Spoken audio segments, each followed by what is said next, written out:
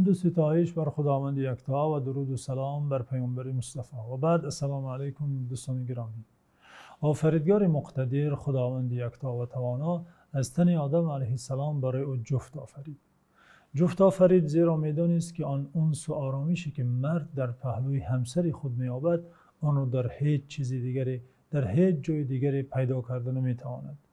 نخستین عائله برپا گشت.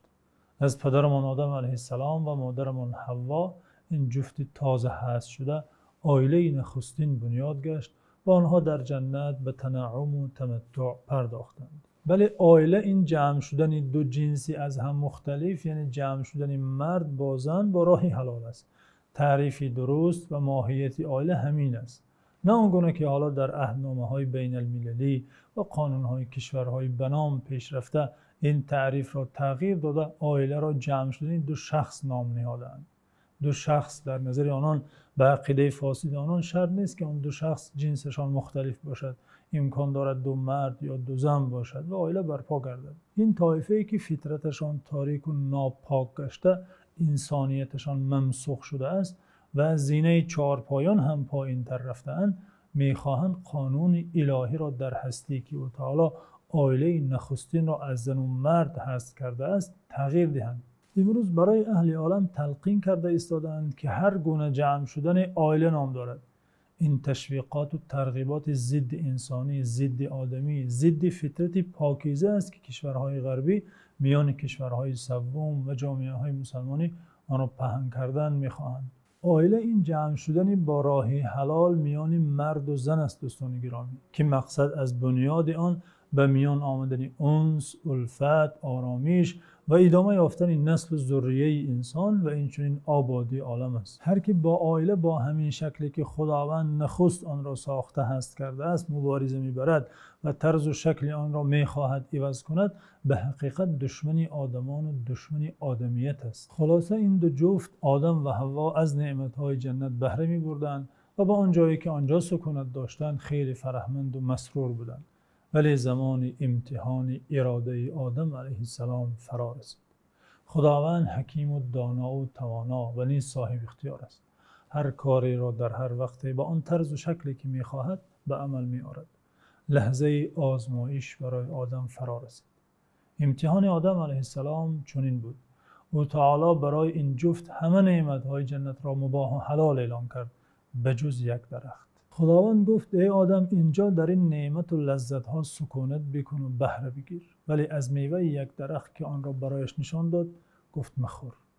بلکه گفت ای آدم به این درخت نزدیک مشو، از میوه این درخت مخور که عاقبتش ناخوش است. او تعالی از این صحنه نقل کرده فرموده است و قلنا یا آدم اسکن انت و زوجک الجنه و کلا منها رغدا حیث شئتما ولا تقربا هذه الشجره فتكونا من الظالمین. یعنی و گفتیم ای آدم تو و همسرت در بهشت سکونت کنید و هر نعمتی آن را که می‌خواهید به خوشی و فراوانی بخورید و به این درخت نزدیک مشوید که اگر نزدیک شوید از ستمکاران خواهید شد. دوستان گرامی، قانون الهی در شریعت همین است. اشیای حلال خیلی زیاد است و مساحتش خیلی کلان که بنده اگر یک عمر در این مساحت عمر برد به نزدیک شدن به سرحد حرام حاجتی نمیماند. خداوند از میان 100 چیزی خوردنی یا نوشیدنی یا پوشیدنی تنها یکی را حرام و ممنوع اعلان می‌کند تا اراده بنده را و اطاعت او را سنجش کند. بنده را او تعالی امتحان می‌کند تا معلوم گردد که با حلال و حرام ها چگونه مناسبت می‌کند. آدم علیه السلام با مادرمان حوا از لباس‌های فاخر و زیبای جنت پوشیده بودند. در زیر درختان و لب چشمه‌های آن می‌نشستند و حسن و جمال بهشت را تماشا می‌کردند و صدای پرندگان خوشخوان آن را می‌شنیدند. آنها از همه نعمت‌های گوارا هر اندازه که اشتها داشتند بهره می‌بردند. ابلیس طول این همه وقت در اندیشه چگونه فریب دادن آدم و با هر راهی به او زیان رسانیدن بود. منتها در ذهنش فکر آمد که با آن راه به دل و عقل آدم علیه السلام درآمد. او از در طمع و دوستداری بقا یعنی جاودان ماندن به دل آدم علیه السلام وارد شد. ابلیس وسوسه کرده به آدم گفت ای آدم مگر خبر نداری که برای چی خداوند تو را از این درخت منع کرده است؟ مگر نمیدانی که خوردن از میوه این درخت باعث ابدی در اینجا ماندن است؟ اگر میخواهی برای همیشه اینجا بمانی، راهی رسیدن به این هوس تنها همین درخت است یک مراتبه هم باشد باید از آن بچشی. او تعالی در سوره طه این وسوسه ابلیس را نقل کرده فرموده است: فوسوس الیه الشیطان قال یا آدم هل ادلک علی شجرة الخلد و ملک لا یبلی.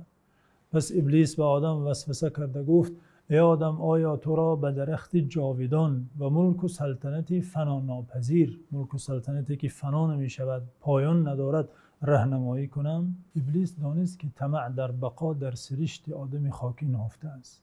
گویا آدم علیه السلام خواطر از این است که او را خداوند از این جای خوب بیرون می سازد و ابلیس راهی ماندن در آنجا را یافته است و پیشنهاد کرده است. اینجا او تعالی گفته است شیطان تنها با آدم وسوسه کرد، گرچه شیطان میخواهد هر دوی آنها آدم و حوا از میوه آن درخت بخورند، ولی تنها با آدم علیه السلام وسوسه کرد، زیرا پیروی زن از شوهرش در طینت آدمی هست.